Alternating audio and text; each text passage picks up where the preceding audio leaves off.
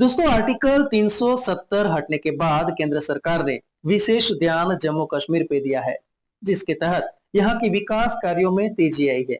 आज जम्मू कश्मीर में भी वंदे भारत दौड़ रही है, तो वहीं ऐसे कई टनल और हाईवे कश्मीर में बनाए जा रहे हैं, जिससे कि यहाँ का विकास हो और स्थानिकों को रोजगार प्राप्त हो।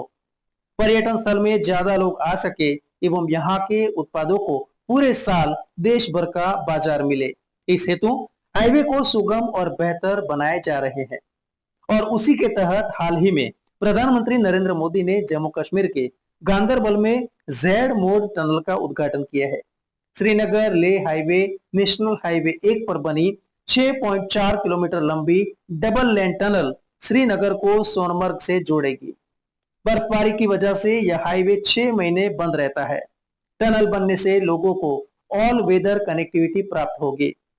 नमस्कार दोस्तों, रियल वॉइस ऑफ इंडिया में आप सभी का हार्दिक स्वागत है। मेरा नाम है नेहल मोदी।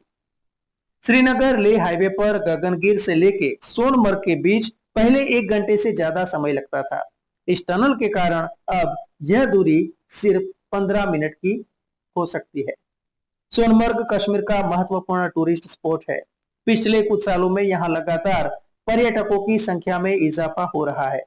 साल 2019 की बात करें तो उस साल यहाँ पे 58,000 पर्यटक आए थे, जबकि साल 2024 में यह संख्या उससे करीब 10 गुनी बढ़ गई है। साल 2024 में 6,60,000 से अधिक लोगों ने सोनमर्ग की मुलाकात की थी। अब यह टनल तैयार होने से यात्रियों की संख्या में जबरदस्त वृद्धि होगी। यह टनल बनने से गाड़ियों की स्पीड 30 किलोमीटर प्रति घंटा से बढ़कर 70 किलोमीटर प्रति घंटा हो जाएगी। दुर्गम पहाड़ी वाले इस इलाके को क्रॉस करने में करीब 3 से 4 घंटे का समय लगता था। अब यह दूरी केवल 45 मिनट में पूरी होगी।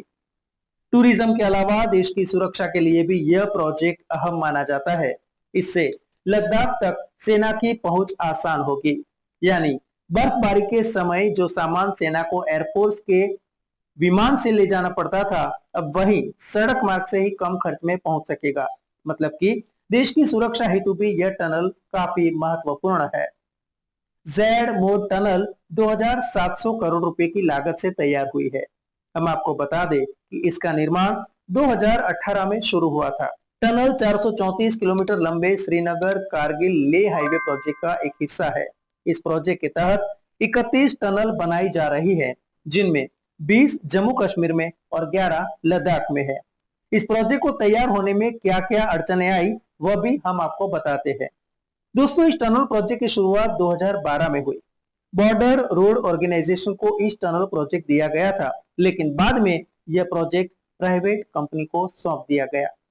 पीपीपी मॉडल के तहत बनी यह टनल अगस्त 2023 तक शुरू हो जानी थी, लेकिन कोरोना काल में कंस्ट्रक्शन में समय लगा था, जिस वजह से यह प्रोजेक्ट पूर्ण होने में निर्धारित समय से करीब 1.5 साल अधिक वक्त लिया। 2024 में हुई जम्मू कश्मीर विधानसभा चुनाव के दौरान आचार संहिता भी लगी थी, जिसके कारण इसका उद्घाटन कुछ और दिन टला और कुल मिलाकर प्रोजेक्ट पूरा होने में 12 साल लगे हैं। 2700 करोड़ रुपए के इस प्रोजेक्ट में 36 करोड़ रुपए भूमि अधिग्रहण और कंस्ट्रक्शन शुरू करने के पहले इंफ्रास्ट्रक्चर प्लानिंग में लगे थे। यह टनल समुद्र तल से 2600 मीटर यानी कि 5,652 फीट की ऊंचाई पर बनी है। यह मौजूदा जेड शेप सड़क के करीब 400 मीटर नीचे बनी है। एनएटीएम तकनीक से बनी टनल, इससे पहाड़ दरकने का खतरा नहीं है। दोस्तों, एनएटीएम तकनीक न्यू ऑस्ट्रियन टनलिंग मेथड है। इस प्रोसेस में टनल खोदने के साथ साथ उनका मलबा भी निकाला जाता है। जैसे जैसे मलबा निकालकर अंदर की ओर रास्ता बनता है, वैसे वैसे टनल वॉल भी तैयार की जाती है। इससे पहाड़ों के दरकने का खतरा खत्म हो जाता है।